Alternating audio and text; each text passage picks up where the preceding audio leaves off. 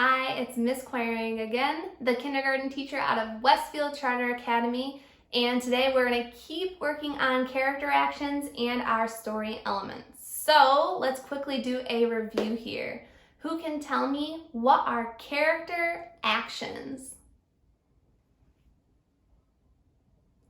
Awesome. Character actions are what the characters are doing. Now, how can I find character actions as I'm reading a book?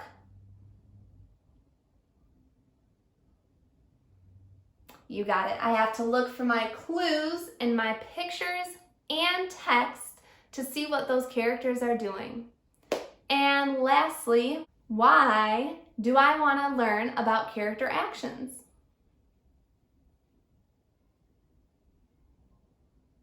Yeah. Good readers identify those character actions so that we can better understand our characters. You got it. And we will also keep working on our story elements. So for our story, we know that each letter up there means something more.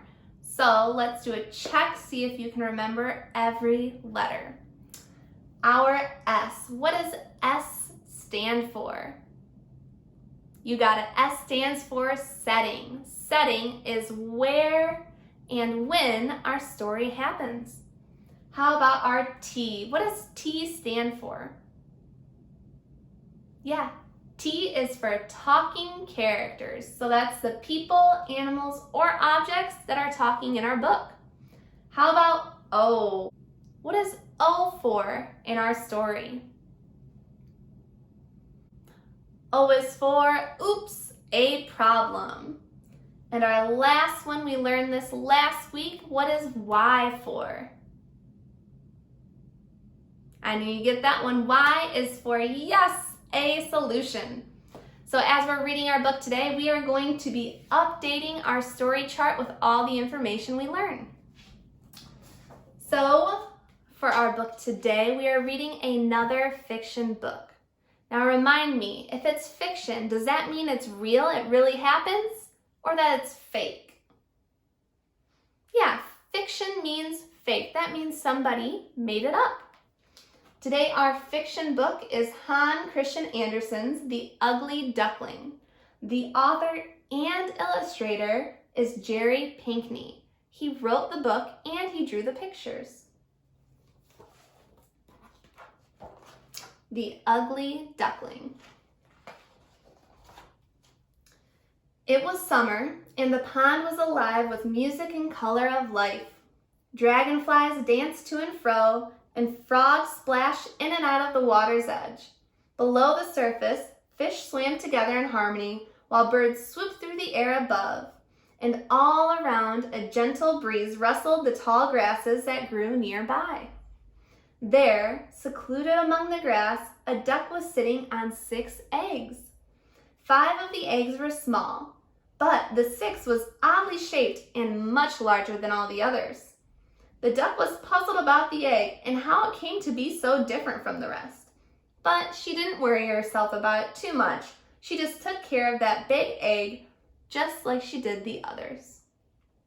Now I'm going to stop here because I'm already seeing clues in my text and my picture about the setting of our book. My text told me that our setting is in the pond and it's during summer. It told me where and when my story was happening. So what did I just do as a good reader? Yeah, I identified our setting already. This was the first set of eggs that the duck had ever laid, and she was very pleased and proud. One day, she saw tiny cracks on 2 of them, and so she drew the eggs closer to one another and didn't move for the rest of the day. She sat steadily on the nest for the whole night, and before the sun rose, the 5 little eggs were empty. 5 pairs of eyes were gazing up out of the green world. "I suppose you're all here now," said the mother as she stood up. "Oh, no, I haven't got all of you yet. The biggest egg is still here. I wonder how long it's going to take." So she settled herself on the nest again. The day wore on, and the big egg showed no signs of cracking. But all through the day and into the next she sat, giving up even her morning bath for fear that the blast of cold might strike the big egg. In the evening, she thought she saw a tiny crack in the shell, and she was so excited that she could hardly sleep all night. With the first streaks of light, she felt something stirring underneath her. Soon, a big, awkward bird tumbled out of the egg head first. "Cheep, cheep," cried the young one. Mother looked down with surprise at his long neck and dull color. "That is a monstrously big duckling," she said to herself. None of the others looked like that. Could he be a turkey chick? Well, we should soon find out, she thought, as he ran over with the 5 little furry balls, and they followed each other to the water. "Did you ever see anything quite as ugly as that great creature?" one of the ducks in the yard taunted as the family walked by. "He's a disgrace to any brood," another one agreed. "I shall go and chase him out." And he ran to the big duckling and he bit his neck. "Leave him alone," the duckling's mother said fiercely. "He's doing no harm." "No, but he's so ugly that no one can put up with him," answered the stranger, and the poor duckling drooped his head.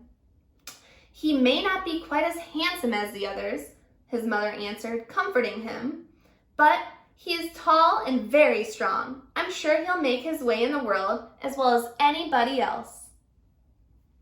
Now, I have my setting. I know where my story is at, but what about my talking characters?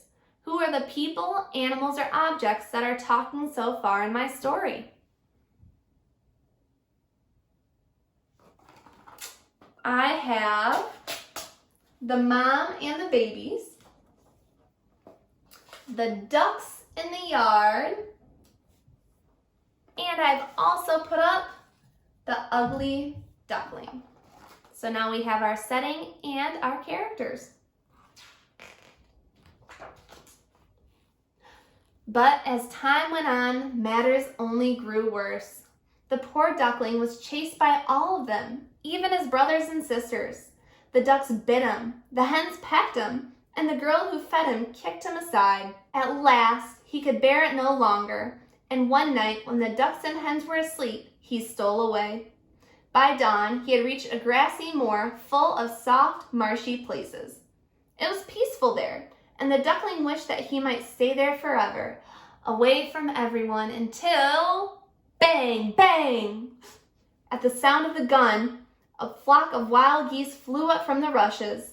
Sportsmen lay hidden around the marsh, and some even sat on branches of the trees that overhung the water.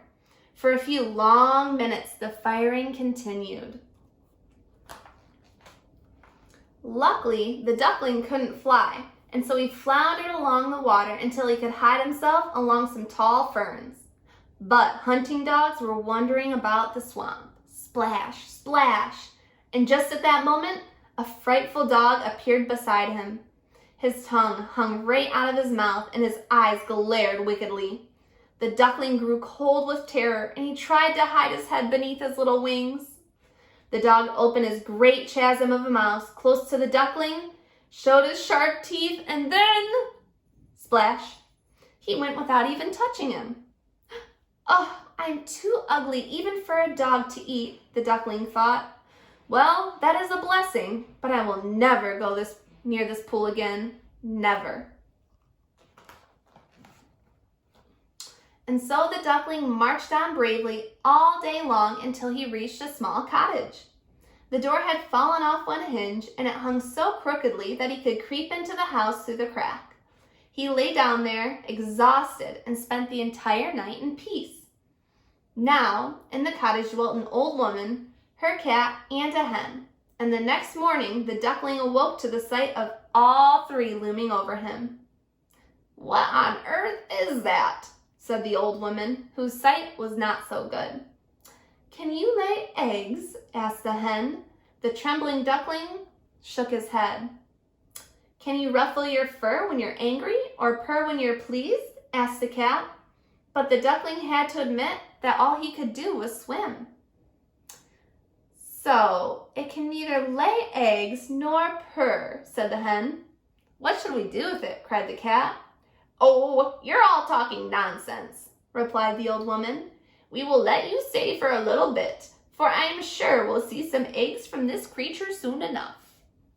Now, as I'm reading and looking at our page, I notice our setting is not in the pond anymore. Where is the setting of our book now? Yeah, we know the setting is an old lady's cottage. Let's keep reading. The duckling remained for 3 weeks, but he laid not a single egg. Before long, he grew restless, for he wanted more than anything just to have a swim. "What is the matter?" asked the hen.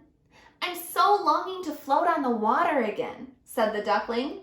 "You can't imagine how delicious it feels to be rushing over your head when you dive straight through to the bottom." "I don't think I would enjoy that," replied the hen doubtfully, and the cat agreed there was nothing more that she would hate. "Haven't you lived in this warm room and in our company long enough to have learned to do anything useful?" said the hen. "I suppose not," said the duckling. "I think I must go back into the big wide world." The cat and the hen answered shortly, "Very well, then go." And so they turned their backs on him before he could even say goodbye. So the duckling left his friends. He was sad, but he couldn't help feeling a thrill of joy when he was out in the air and swimming through the water again. Now the autumn came. The leaves in the wood turned yellow and brown, and the wind took hold of them, and they danced about.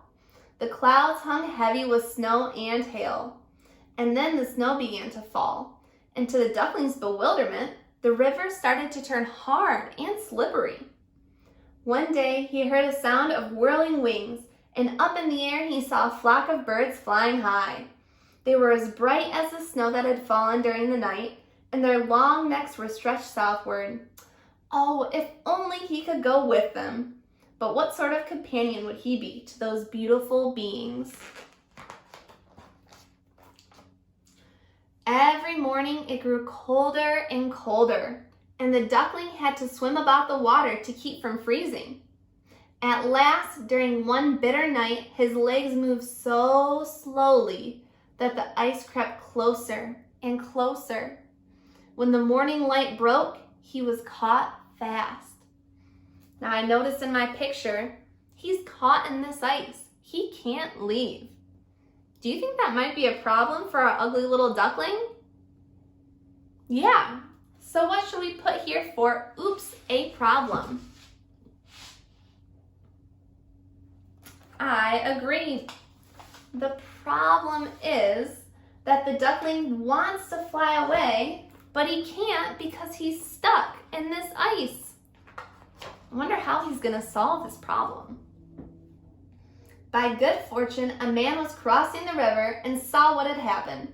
He stamped the ice so hard that it broke, and then he picked up the duckling and tucked him in under his sheepskin coat, where the little bird's frozen bones began to thaw.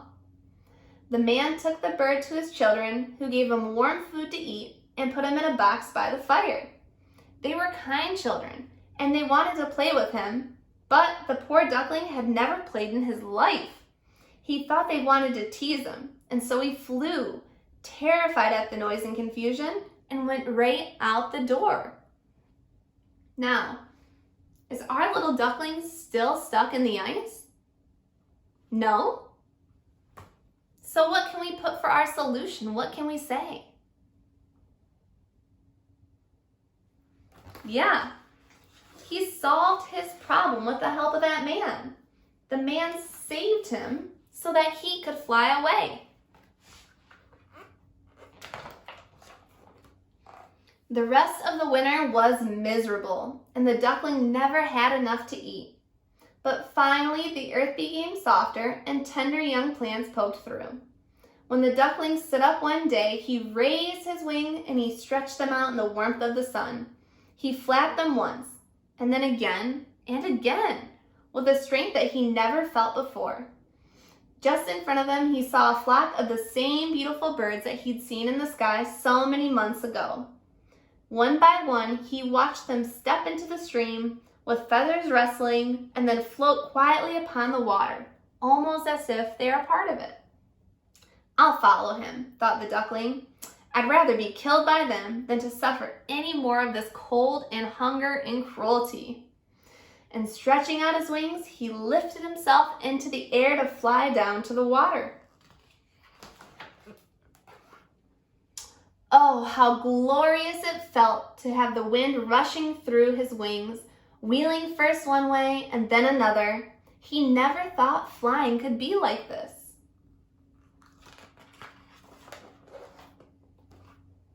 When he reached the water, some of the younger birds swam out to meet him with cries of welcome, which the duckling hardly understood. I don't know why I was hatched. I'm the ugliest duckling to ever live, he told them. He bowed his head and he looked down into the water. Reflected in the still pool, he saw many graceful shapes with long necks and golden bills. Without thinking, he looked for his dull feathers and his awkward skinny neck. But no such thing was there. Instead, he beheld beneath him a beautiful swan. The new one is the best, said the children when they came down from the village nearby. His feathers and his beak are the brightest of them all. And when he heard that, the swan knew that it was worth having undergone all of that suffering and the loneliness that he had. Otherwise, he would never have known what it was like to be really, truly happy. The lilacs bent their bows down into the water before him, and the bright sun was warm and cheering. He rustled his feathers and he raised his slender neck aloft, saying with pure joy in his heart, I never dreamed of such peace. The end. Now, I'm wondering if in our book today, if you had a favorite part, maybe a page that you liked the best out of all of them. Me too. My favorite page in this book is when the ugly little duckling was by all the other geese and they were really mean to him. Now that wasn't my favorite part. My favorite part was when his mom said, stop, he's gonna be strong and he'll do fine in the world. I liked how brave the mother was and how she stood up to those other geese who were being mean to him. That was my favorite part.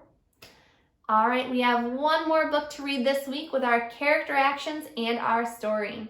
I will see you then.